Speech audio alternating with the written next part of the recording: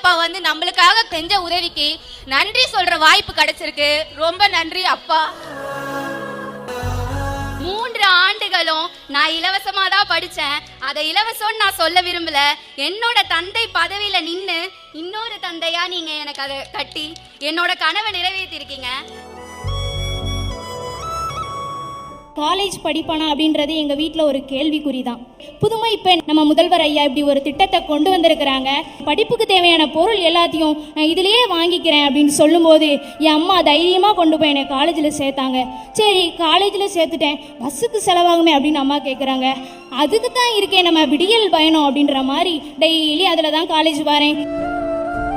நான் காலேஜ் படிச்சுட்டு இருந்த அந்த டைம் அப்பா தவறிட்டாங்க. என்னோட படிப்பு அந்த இடத்துல தடைப்பட்டுட்டு, அதுக்கப்புறம் கல்யாண வாழ்க்கை, கல்யாணம் முடிஞ்சிருச்சு. நான் நல்லா படிக்கணுன்றது என் அப்பாவோட கனவு. நான் தடைப்பட்ட அந்த கல்வியை எனக்கு திரும்பவும் கொடுத்தது இந்த புதுமை பெண் திட்டம் தான்.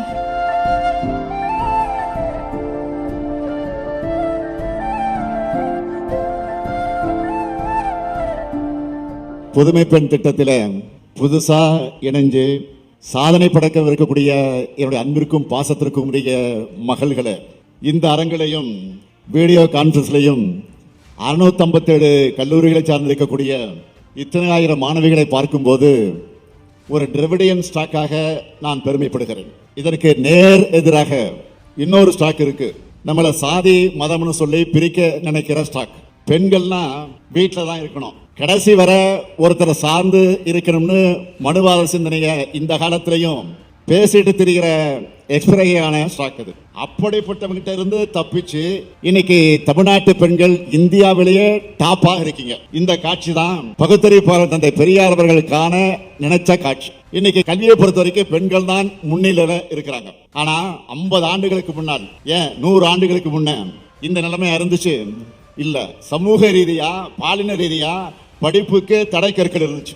பெண்களை படிக்க வச்சா பண்பாட்டை இழந்துடுவாங்க என்ற மூடத்தனமும் பிற்போக்குத்தனங்களும் கோலோச்சனை காலம் அந்த காலம். அதை மாத்தி படிச்சா அறிவு வரும் என்ற தன்னம்பிக்கை வரும்னு புரிய வச்சு கல்வி கனவை எல்லோருக்கும் திறந்து விட்ட ஆட்சி தான் நீதி கட்சி ஆட்சி. வந்த பாதையை மறக்காம இருந்தாதான் வழி தவறிடாம முன்னேறி போகிட முடியும்.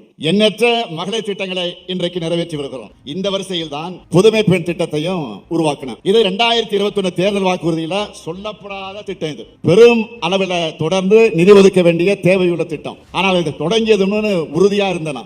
ஏன் தெரியுமா? இது அரசுக்கு செலவினமாக கருதாம ஒரு தந்தைக்குரிய கடமையா பெண் குழந்தையோட கல்விக்கான மூலதனமாகத்தான் நான் பார்க்கிறேன். உங்களுடைய படிப்புக்கு எந்த தடை வந்தாலும் அதை நான் உடைப்பேன். முந்தைய ஆட்சியாளருடைய நிர்வாக திறமையின்மையால் ஏற்பட்ட நிதி நெருக்கடி ஒரு பக்கம், ஒத்துழைப்பு தராத ஒன்றிய அரசு அது ஏற்படுத்துகிற சிக்கல் அது ஒரு பக்கம். ஆனா அதை பத்தி கவலைப்படாம தமிழ் புதல் திட்டத்தை நாங்கள் தொடங்கணும். எந்த அப்பாவும் தன்னுடைய பிள்ளைகளுடைய படிப்பு செலவுக்கு கணக்கு பார்க்க மாட்டாங்க. அப்படித்தான் உயர்கல்விக்கான திட்டங்களாக எந்த நெருக்கடி இருந்தாலும் அதை நிறைவேற்றியே தீர்வேன். உயர்கல்வி பெறாத பெண்களே தமிழ்நாட்டில் இல்ல என்ற நிலையை உருவாக்காமல் நான் ஓய மாட்டேன். நான் என்றால் தனிப்பட்ட நான் கிடையாது. என்னை ஏற்கும் தலைவர்களும் அவங்க என்னோடு விதைச்சிருக்கக்கூடிய கொள்கையிலும் தான் காரணம். புதுமை பெண்களை உங்களை நான் கேட்டுக்க விரும்புவது, படிங்க படிங்க படிங்க. படிப்புல மட்டும் கவனத்தை செலுத்துங்க. உங்களுக்கு தேவையான எல்லாத்தையும் செய்து தர நான் இருக்கேன், நம்ம அரசு இருக்கு. உங்க கல்வி உங்களுக்கு உங்க குடும்பத்துக்கு மட்டும் பயன் தரக்கூடியதா இருக்கக்கூடாது. சமூகம் உங்களால் பயனடைய அளவுக்கு நீங்கள் உயரங்கள் அடையணும்.